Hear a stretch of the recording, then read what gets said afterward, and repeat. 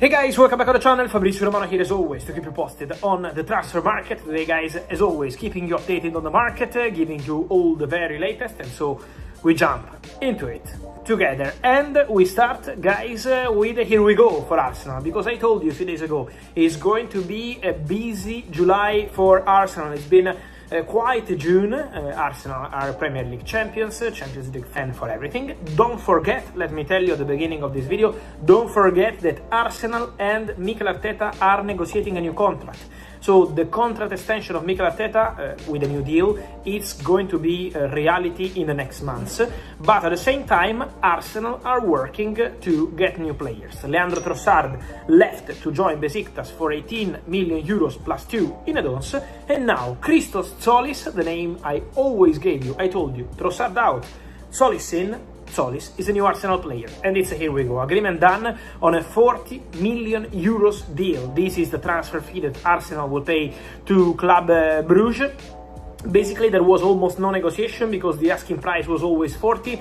Bruges didn't want to negotiate on that, and Arsenal decided to pay the asking price. Also because two clubs, one in Italy, one in Germany, over the last 2-3 weeks tried to enter the deal, tried to understand if Arsenal were being too slow on Tzolis to get the player, but then the final decision made by the player was clear. The player told all these clubs, I'm sorry, thanks, but I want to go to Arsenal. Only Arsenal, and now the deal is in place. Tzolis will sign a long-term contract in the next days, medical test and contract signing also booked, and so new winger for Mikel Arteta, Christos Tzolis from Club Bruges. But Arsenal are not done at all. Arsenal will be busy and busy and busy. Let's see what's going to happen with Saliba, but the injury looks something serious. Then in midfield, we know they want to do something. And then, important to mention, for the winger position, I maintain my information. I know there are many reports about Arsenal and Bradley Barcola. It's strange, let me say, because for a few weeks they said that Barcola was not on the market. Then they say Barcola, Arsenal. No one mentions Barcola and Liverpool, but Liverpool remain very interested in Bradley Barcola. Arsenal at the moment are not negotiating for Bradley Barcola. There are no active talks for Bradley Barcola, and the player Arsenal want to add as a new winger is, from my information, still Morgan Rogers. Advanced conversations on player side, no issues on contract terms, the personal terms are almost agreed, just a few details to clarify, and Arsenal are ready to attack. Arsenal are ready to go and negotiate for their new winger Morgan Rogers. So club to club also expected to start soon after Tzolis is Morgan Rogers, the player Arsenal want to add to their squad.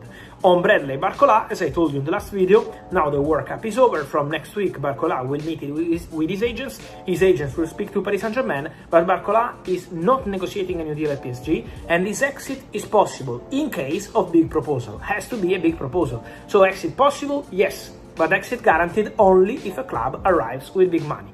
Liverpool are aware of that. Liverpool are interested in the player, so we have to see. Are there many strikers available?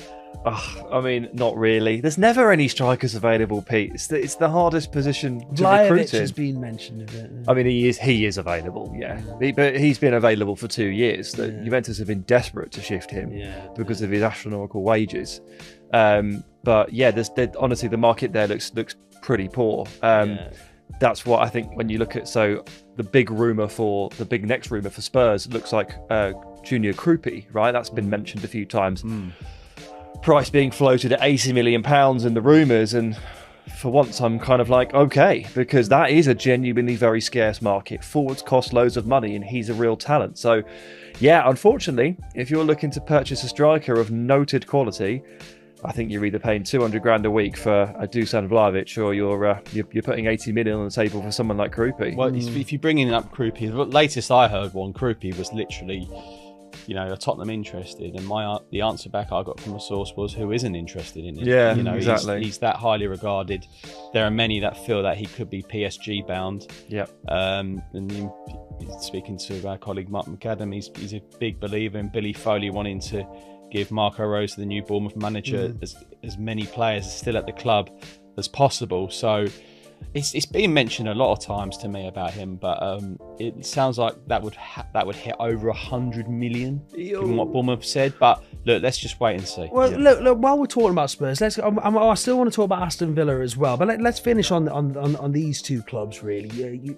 Your club Spurs and your club Aston Villa. Let's start with Spurs as we've gone there already. And there's a lot of the talk last week about how they were affording the 230 million worth of players in this window and more to come and so on. How are they doing it, Bridgie? Ange Postecoglou once said, Spurs does very strange things to people, and I think it's happening again. You know, like this. They're spending within their means. We can have another episode on what's right and wrong on the current financial rules, but I think Tottenham were criticised before in the past for not spending enough, you know, and you know, there was a summer Tottenham had 2 windows where they didn't sign anyone, you know, and it was very, very frustrating for Pochettino. Antonio Conte didn't get all the players he wanted. I think this is the first time I can say this summer is that this head coach is getting the players he wants, and you know, and he's been a big reason for that. Have Tottenham overpaid for a couple of them? Yes, they are. They probably have. But at the end of the day, if it's the difference between 6th and 5th, and the difference in the European competition, then it pays for itself. And I'm not suggesting that Tottenham are going to finish 6th or 5th, or you know, should certainly finish in the top half with their investment and the head coach they've got.